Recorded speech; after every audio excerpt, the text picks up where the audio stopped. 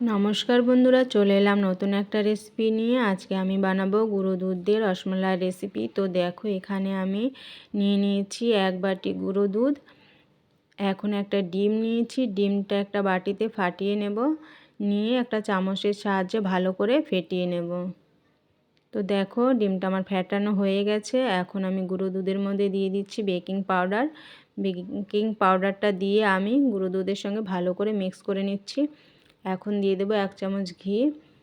ঘিটা দিয়ে আমি হাত দিয়ে দুধের সঙ্গে ভালো করে মিক্স করে নেব।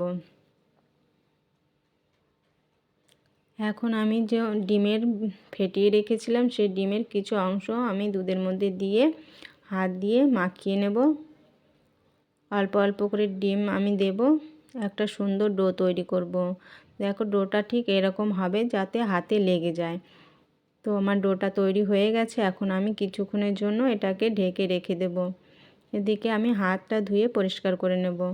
তো হাত ধুয়ে পরিষ্কার করে নিয়েছি। হাতে সামান্য ঘি লাগিয়ে আমি ছোট ছোট মিষ্টিগুলো বানিয়ে নেব।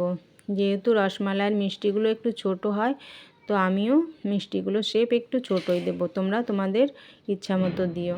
দেখো, বেটারটা আগে আমার হাতে লেগে যাচ্ছিল, এখন কিন্তু আর লাগছে না। তো এইভাবে আমি সব মিষ্টিগুলো বানিয়ে নেব।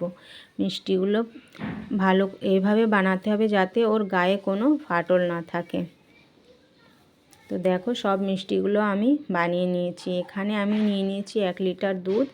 দুধটা আমি আগে থেকে জাল করে রেখেছি। এখন আর একটু ভালো করে জাল করে আমি দিয়ে দেব 1 বাটি চিনি। চিনিটা দিয়ে একটা চামচের সাহায্যে দুধের সঙ্গে ভালো করে মিক্স করে নেব। আমার চিনিটা ভালো করে মিক্স করা হয়ে গেছে। এখন যে রসমালাইয়ের মিষ্টিগুলো বানিয়েছিলাম ওর মধ্যে দিয়ে দেব।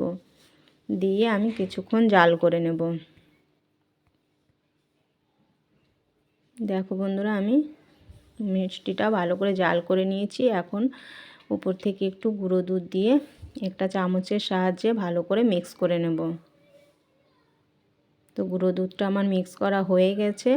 এখন আমি এর মধ্যে দিয়ে দেব 2টো ইলাইচি। ইলাইচি দুটোর মুখ ফাটিয়ে আমি দিয়ে দেব।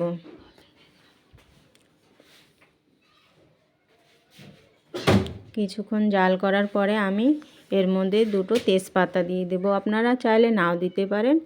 তো আমি 2টো তেজপাতা দিয়ে দিচ্ছি।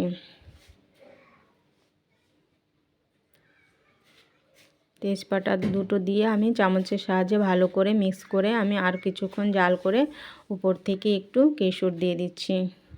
কেশরটা দিয়ে ভালো করে মিক্স করে নিয়ে আমি আর কিছুক্ষণ জাল করে নেব।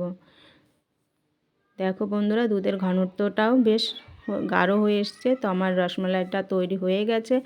কেমন হয়েছে কমেন্টে জানিও। ভালো লাগলে লাইক, কমেন্ট, শেয়ার করো। চ্যানেলে নতুন হলে চ্যানেলটিকে সাবস্ক্রাইব করে দিও। আজকের মতো এখানেই শেষ করছি। সকলে ভালো থেকো, সুস্থ থেকো। নমস্কার।